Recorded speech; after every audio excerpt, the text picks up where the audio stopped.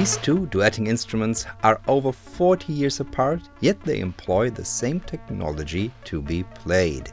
In fact, this technology was developed for this slightly phallic instrument, the Sonica. Hi, I'm Heinbach and it's good to have you back. Frank Eventoff developed the force-sensing resistor in 1977. Its first musical application was in the Musical Thing by Mattel. This is a rather noisy toy instrument and it sounds like this.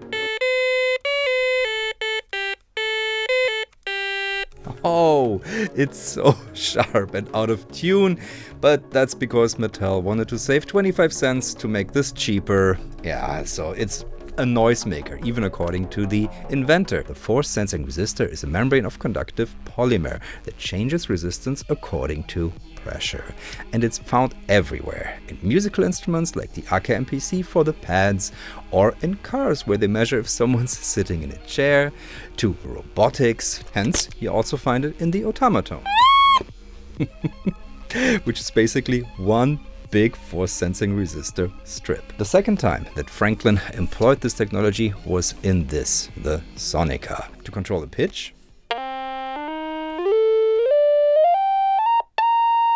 bending,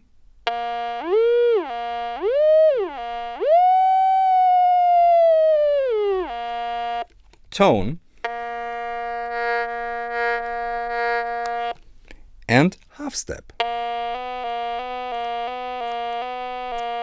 And that's all the controls except for a volume and an overall range knob you get on the Sonica. The oscillator on this instrument was created by one of synthesizer design's greatest, Serge Tcherepnin, the inventor of the Serge synthesizer.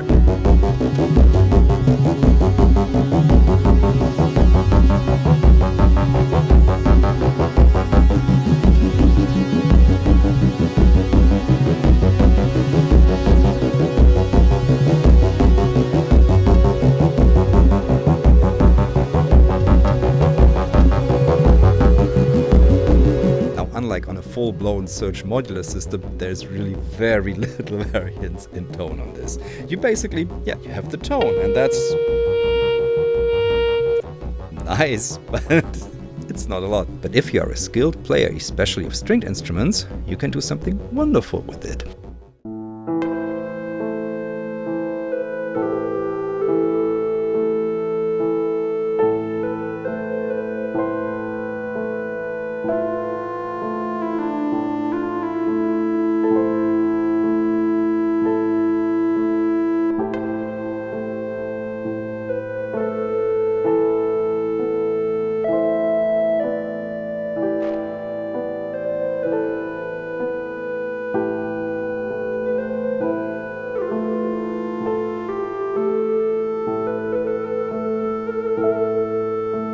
Because despite its limitations, this feels very, very nice to hold.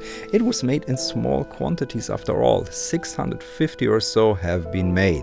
The wood is absolutely fantastic to touch and everything feels like quality. It's crafted rather nicely like a proper instrument. It is in stark contrast to its predecessor and even the Otamatone, which has a more expressive ribbon but is also way harder to play than this.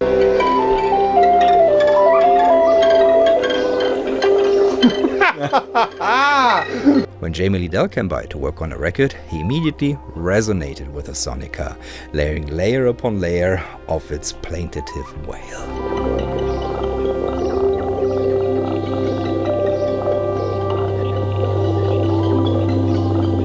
Like many of the instruments I show on this channel, this is rare. It's a collector's item. I paid about 760 euro for mine, but I see prices that go from $2,000 and above. As Eventoff himself said, this is an instrument worthy of revival, if it was updated in some ways. A more flexible oscillator, a better filter, and even a better FSR technology than that is employed here. For example, the Döpfer R2M allows for quantization and sliding, and also pressure. So you could get rid of these sensors here and instead add more controls for sound. If you are my Patreon, there's a sound pack and music from this video waiting there for you.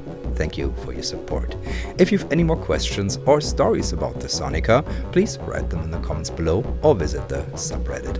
Thank you all for watching. I'll be seeing you in the next one.